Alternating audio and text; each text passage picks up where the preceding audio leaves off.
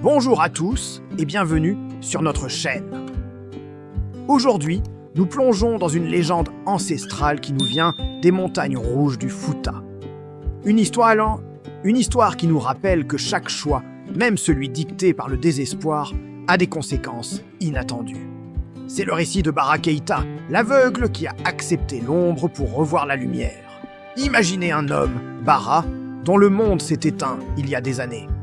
La lumière l'a quitté, mais pas la force de ses mains. Chaque jour, dans la solitude de sa grotte, il tresse des cordes robustes à partir de fibres sèches. C'est son unique lien avec la vie, son gagne-pain. Son univers se compose du contact rugueux de la pierre, du murmure du vent et d'un silence profond, presque absolu. Il ne connaît plus les couleurs du crépuscule ni la forme des nuages. Il ne vit qu'à travers ses autres sens, aiguisé par l'obscurité. Une nuit, le silence est différent, plus lourd, même les grillons semblent s'être tus. C'est alors qu'une voix de femme, douce et pourtant puissante, résonne à l'entrée de sa caverne. Elle dit simplement « Bara, veux-tu revoir le jour ?»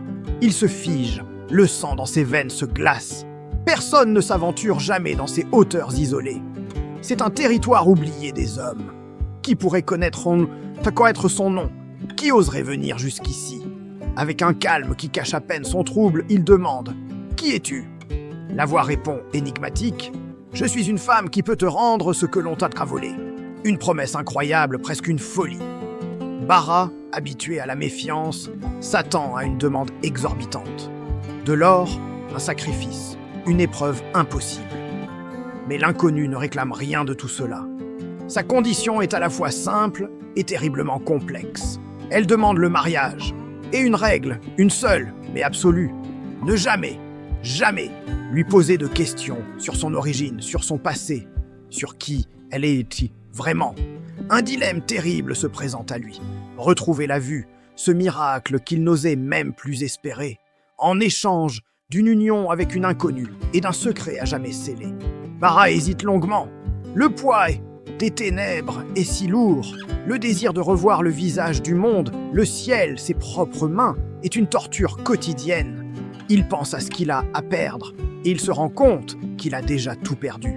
Finalement, il se dit que face à une vie d'obscurité, le danger paraît bien moins effrayant. Sa décision est prise. Il accepte. Le lendemain matin, une sensation oubliée le tire de son sommeil. Une lueur insistante sur ses paupières. Il ouvre les yeux. Et là, le choc. Une explosion de lumière, de couleurs, de formes. Le bleu intense du ciel, la texture ocre des rochers, les lignes de ses propres mains. Il voit. Le monde lui est rendu dans toute sa splendeur. C'est une renaissance. Il passe la journée à redécouvrir chaque détail, chaque feuille d'arbre, chaque reflet du soleil, ivre de bonheur. Le soir même, comme promis, elle revient. Elle se présente. Son nom est Seina. Sa beauté est d'un autre monde, presque irréel. Elle semble flotter plus qu'elle ne marche, et ses yeux contiennent des profondeurs qu'il ne peut sonder. Conformément à leur pacte, ils s'unissent, sans témoins, sans village pour célébrer, sans le son des tambours. Juste eux deux face aux montagnes silencieuses. Un mariage scellé dans le secret le plus total. Les années passent, et une paix étrange s'installe dans la vie de Bara. Il n'est plus seul. Seina est une épouse douce et attentive. La joie revient dans sa grotte, transformée en foyer. De leur union naissent 3 filles, toutes aussi belles, sereines et lumineuses que leur mère. La vie de Bara est comblée. Il a retrouvé la vue, il a fondé une famille. Il a tout ce dont un homme peut rêver. Mais une ombre persiste dans ce tableau parfait. Un détail qui, nuit après nuit, commence à ronger son esprit. Chaque soir, Seina est à ses côtés, mais chaque matin, avant que les premières lueurs de l'aube ne percent l'horizon, elle disparaît, sans un bruit. Il se réveille toujours seul, pour ne la retrouver qu'à la tombée de la nuit suivante. D'abord, il n'y prête pas attention, se rappelant sa promesse. Mais la répétition de ce rituel mystérieux finit par semer une graine dans son cœur. La graine du doute. Où va-t-elle ? Pourquoi ce secret ? Qui est-elle vraiment ? La question interdite commence à le hanter. Cette première partie de l'histoire nous enseigne déjà une leçon puissante. Tout pacte qui est conclu dans le silence, dans l'ombre, cache inévitablement un prix. On ne peut pas obtenir la lumière sans accepter une part d'obscurité. Et ce qu'on accepte sans comprendre, par désespoir ou par ignorance, peut un jour revenir réclamer son dû, souvent de la manière la plus cruelle. Bara a accepté un cadeau merveilleux, mais il a aussi signé un contrat dont il ne connaît pas toutes les clauses. La question qui se pose maintenant est: combien de temps pourra-t-il tenir sa promesse? Le doute est un poison lent et la curiosité humaine est une force puissante. La paix de Bara est fragile, suspendue au fil de ce secret. Et nous verrons dans la prochaine partie que lorsque ce fil se rompra, il déchaînera des forces bien au-delà de tout ce qu'il aurait pu imaginer. Qu'auriez-vous fait à sa place? Auriez-vous accepté ce pacte? Dites-le moi dans les commentaires. Ne manquez pas la suite de cette légende incroyable. Abonnez-vous et activez la cloche pour être prévenu de la sortie de la partie 2. Merci de nous avoir suivis et à très bientôt. Cette nuit-là, Bara n'a pas seulement suivi sa femme. Il a suivi une vérité qui allait le briser à jamais. Quelques semaines auparavant, lors de funérailles dans un village voisin, Bara avait aperçu Seina, debout près des tombes, alors que la nuit tombait. Elle n'aurait jamais dû être là, loin de leur maison, dans un lieu si sacré et à une heure si tardive. Un sentiment de malaise s'était emparé de lui. Pourquoi était-elle là? Que faisait-elle seule dans un cimetière? Les questions tourbillonnaient dans son esprit, mais il avait choisi de ne rien dire, de ne pas la confronter, espérant qu'il ne s'agissait que d'une coïncidence étrange. Mais l'image de sa silhouette immobile près des sépultures ne le quittait plus. La confiance qu'il avait en elle commençait à s'effriter, remplacée par une angoisse sourde. Ce soir-là, la tension était palpable dans leur petite case. Seina semblait distante, ses yeux perdus dans le vide. Bara sentait que quelque chose n'allait pas. Il décida qu'il ne pouvait plus ignorer ses doutes. Il devait savoir.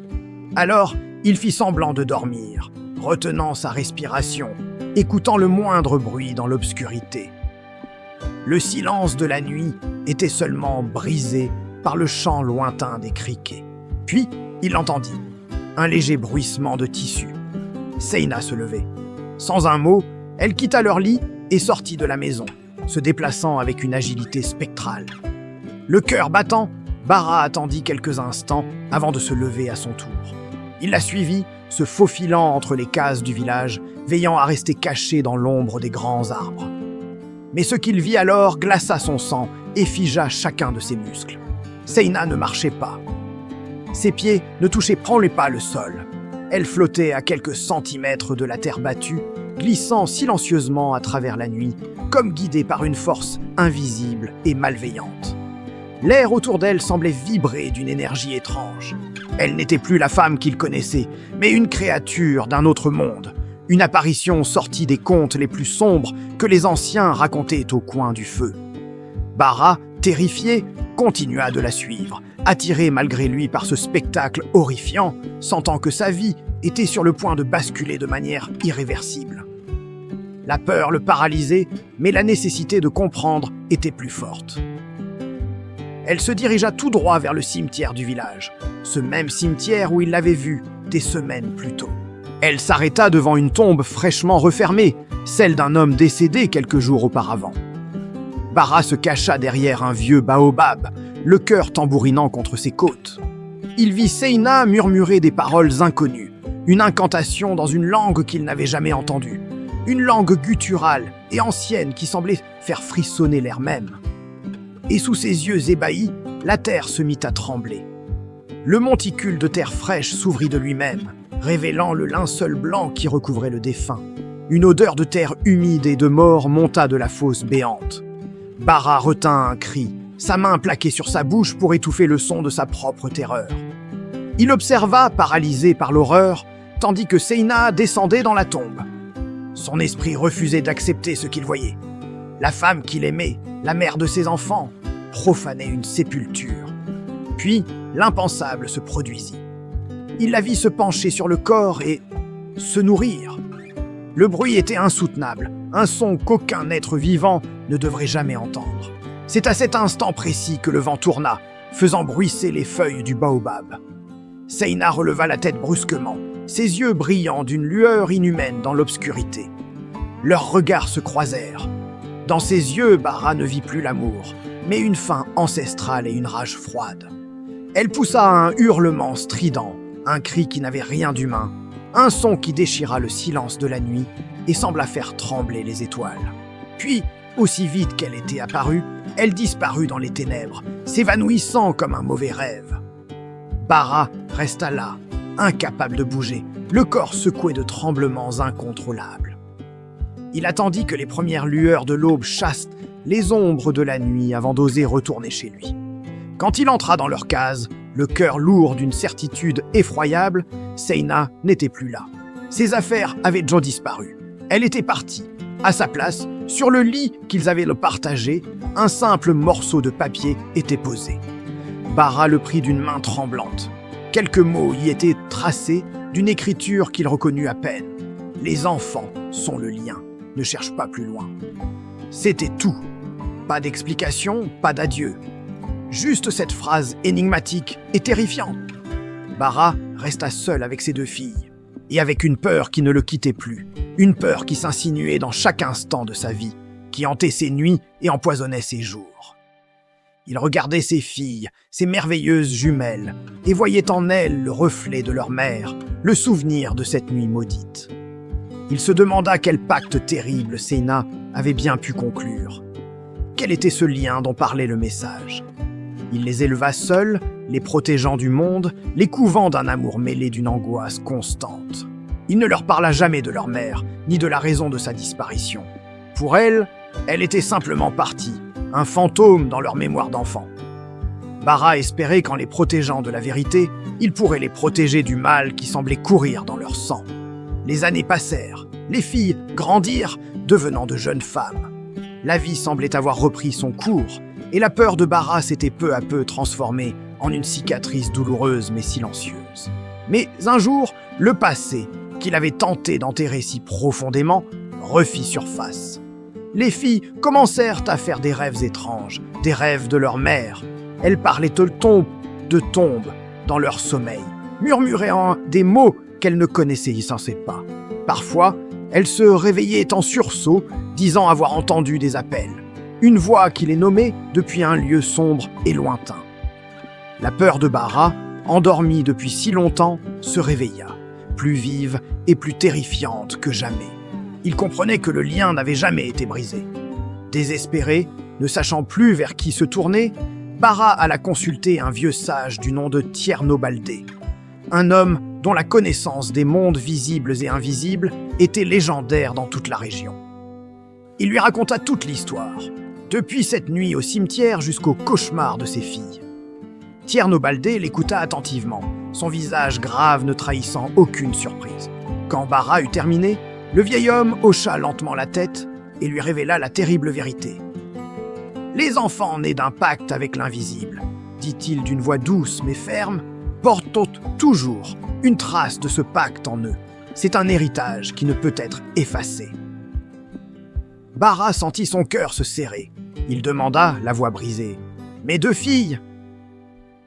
Le sage le regarda avec une profonde pitié et répondit, « Non, une seule, et c'est la plus jeune qui porte la marque la plus profonde. C'est elle que sa mère appelle. » Cette révélation frappa Bara comme la foudre. Il avait passé des années à tenter de protéger ses enfants d'un mal qu'il ne comprenait pas, pour finalement apprendre que ce mal était déjà en elle, dormant, attendant son heure. La vérité qu'il avait tenté d'enterrer avec le souvenir de Seyna venait de remonter à la surface plus menaçante que jamais. On ne peut pas protéger éternellement ce qui est lié à deux mondes. L'héritage de Seyna était là, vivant, et il menaçait de tout détruire. Bara devait maintenant faire face à un choix impossible. Comment sauver une de ses filles sans sacrifier l'autre? Le véritable combat ne faisait que commencer. La suite de cette histoire vous montrera jusqu'où un père est prêt à aller pour briser une malédiction. Abonnez-vous pour ne pas manquer la partie 3. Merci de nous avoir suivis. Cette nuit-là, elle, qu'un homme noir qui avait défié Lala, Ombre comprit une chose essentielle. On ne combat pas elle, invisible, avec la peur, mais avec l'amour. La pluie frappait la roche tout autour de la grotte. un rythme incessant, comme un tambour funèbre qui annonçait une fin. À l'intérieur, Bara Keïta, dont le visage portait les marques profondes des années et des soucis, fut tiré de son sommeil agité par un cri déchirant. C'était la voix de son aîné, pleine de panique. « Papa, Samaya a disparu !» Son cœur, déjà lourd, se serra violemment. Samaya, la plus jeune, la plus fragile de ses 3 filles, n'était plus là. L'angoisse s'empara de lui. Il sortit précipitamment, se lançant dans la nuit pluvieuse et hostile. Il inspecta chaque recoin de la grotte, chaque pierre où elle aimait jouer, chaque sentier qu'ils avaient emprunté ensemble des centaines de fois. Mais il n'y avait rien, aucune trace. Comme si la nuit, cette immense bouche obscure, l'avait tout simplement avalé. Il appela son nom jusqu'à ce que sa gorge soit à vif, mais seul l'écho et le bruit de la pluie lui répondirent. Les heures passèrent, longues et vides, transformant son angoisse en un désespoir glacial. Bara était un homme brisé, un père qui venait peut-être de perdre son enfant. Et puis, alors que l'aube n'était encore qu'une promesse lointaine et que l'obscurité régnait toujours en maître, le miracle eut lieu. Elle était de nouveau là, dans son lit de fortune, endormie, paisible. Son petit torse se soulevait au rythme d'une respiration calme. Aucun signe de lutte, aucune trace de boue sur ses vêtements, rien, comme si elle n'avait jamais quitté la chaleur de la grotte. Bara s'approcha, le cœur battant à tout rompre, un mélange de soulagement et d'incompréhension totale. Il posa une main douce sur son épaule et la réveilla doucement, tentant de masquer la panique qui vibrait encore en lui. « Où étais-tu, mon enfant? Où es-tu allé ?» Samaya ouvrit les yeux. Elle le fixa de son regard noir, profond, incroyablement calme. Un calme qui n'appartenait pas à une enfant de son âge. Sa voix, à peine un murmure, porta une réponse qui glaça le sang de Bara. Chez maman, à cet instant précis, Bara comprit. L'illusion, le déni, tout s'effondra. Le temps du silence était terminé. Il ne pouvait plus fuir, il ne pouvait plus prétendre. La chose qu'il avait laissée derrière lui, cette entité qui était devenue Seina, était venue réclamer son dû. Il ne pouvait plus protéger ses filles en se cachant. Il devait affronter la vérité. Sans un mot de plus, il quitta la grotte, laissant ses filles endormies, et marcha jusqu'au village voisin. Il se rendit chez Tierno Balté, le vieux sage, l'homme dont la peau sombre comme l'écorce d'un arbre ancien portait la mémoire de générations. Tierno était un gardien des savoirs oubliés, un homme qui comprenait le langage du vent et des esprits. Bara lui raconta tout, la disparition, le retour inexplicable, les mots de sa fille. Le vieil homme écouta sans jamais l'interrompre, son visage une carte de rides profonde et bienveillante. Quand Bara eut terminé, Tierno ne posa qu'une seule question. « As-tu le courage de la confronter, non pas avec la force, mais avec les mots ?» Bara hocha la tête, la mâchoire serrée. Alors, le vieux sage se leva et alla chercher un objet précieux, gardé à l'abri des regards. C'était un vieux manuscrit africain. Un livre dont la reliure en cuir craquelé semblait avoir traversé les âges. Il le posa devant Bara. « Certains liens ne se rompent pas par la fuite, mon fils, mais par la parole sacrée. Ce livre contient les rites anciens, les mots qui peuvent comme fermer les portes que d'autres ont ouvertes. Mais sois prévenu, l'utiliser réveillera ce que tu cherches à endormir. » Bara prit le livre, sentant son poids, pas seulement physique, mais le poids de l'histoire et du pouvoir qu'il contenait. Il remercia le sage et retourna à la grotte, une nouvelle détermination gravée sur son visage. Le temps de la peur était révolu. C'était l'heure du choix. De retour dans leur abri de pierre, il rassembla ses 3 filles autour du feu. Leurs visages noirs, jeunes et innocents, brillaient dans la lumière dansante des flammes. Elles le regardèrent avec une confiance totale, inconsciente du combat qui se préparait. Bara sentit une vague d'amour si puissante pour elle qu'elle balaya les derniers vestiges de sa peur. C'était pour elle qu'il allait faire ça. Il ouvrit le livre. Les pages étaient franches et fragiles, couvertes d'une écriture qu'il n'avait jamais vue, mais qu'il pouvait, étrangement, comprendre. Il prit une profonde inspiration et commença à lire à voix haute. Sa voix, d'abord tremblante, devint vite ferme et puissante, résonnant contre les parois de la grotte. Dès les premiers mots prononcés, le sol se mit à vibrer doucement. Un frisson parcourut la terre sous leurs pieds. Le vent, qui était calme à l'extérieur, se mit à siffler et s'engouffra dans la grotte, mais sans ouvrir la moindre porte, sans passer par la moindre fissure. Il tourbillonnait autour d'eux, arrachant des étincelles au feu qui crépitait plus fort. Et puis, au centre de la grotte, l'air se densifia. Les ombres se rassemblèrent, s'épaissirent, jusqu'à former une silhouette. C'était elle, Seyna. Mais ce n'était plus la femme qu'il avait aimée. Sa peau semblait onduler, passant du clair au sombre. Ses traits se déformaient, comme s'ils étaient entrefaits de fumée et de colère. Ses yeux n'étaient maintes plus humains. Ils brûlaient d'un feu ancien, un feu venu d'un autre monde. Sa voix était un écho, un mélange de murmures et de grondements. « Tu as désobéi, Bara. Tu as brisé le pacte. Le sang de mes filles m'appartient. Elles sont le prix. » Face à cette vision d'horreur, Bara ne fléchit pas. Il se leva lentement, se tenant aussi droit et fier qu'un baobab millénaire face à la tempête. Il la fixa droit dans ses yeux ardents. « Elles ne sont pas un prix, Seyna. Elles sont nées sur cette terre. Elles ont grandi dans mes bras. J'ai séché leurs larmes et écouté leurs rires. Elles sont humaines. » Et sans attendre de réponse, il reprit la lecture. Les mots du rituel s'envolaient de ses lèvres, plus puissants que jamais. À chaque phrase, l'énergie dans la grotte augmentait. Un cercle lumineux, d'un bleu et d'un or, ancien comme l'Afrique elle-même, se dessina sur le sol et entoura les trois enfants. Elles, saisies de peur par ce déchaînement de force, se mirent à crier.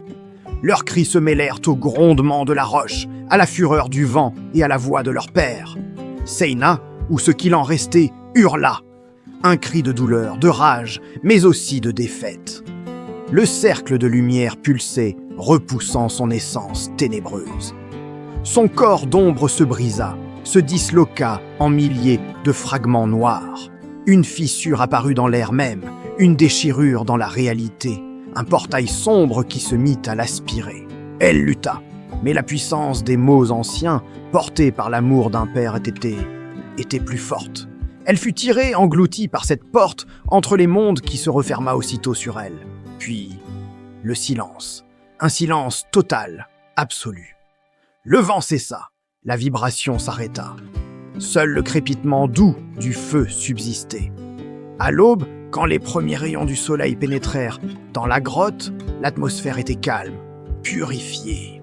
Les filles dormaient, apaisées, leur souffle enfin régulier. Plus aucune trace d'ombre ne subsistait. Plus aucun murmure nocturne ne viendrait troubler leur sommeil. La paix était revenue. Bara referma le vieux manuscrit. Il le regarda une dernière fois, conscient du pouvoir terrible et salvateur qu'il contenait. Il sortit de la grotte, marcha loin, très loin, et l'enterra profondément sous les racines d'un arbre ancien, là où personne ne le trouverait jamais. Car il savait désormais une chose. Il existe des savoirs que l'on ne doit pas transmettre. Il existe des portes que l'on doit fermer pour toujours afin de protéger ceux que l'on aime. Cette épreuve lui avait enseigné la plus grande des leçons. L'amour d'un père est plus fort que n'importe quel pacte ancien, plus solide que n'importe quelle magie noire. Le sang ne définit pas toujours qui nous sommes. C'est le cœur, les choix, l'amour qui forgent notre âme.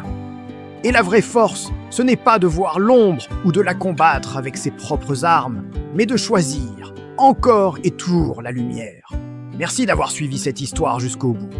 Si ce conte vous a touché, n'hésitez pas à laisser un pouce bleu et à vous abonner pour ne pas manquer les prochaines légendes. Prenez soin de vous.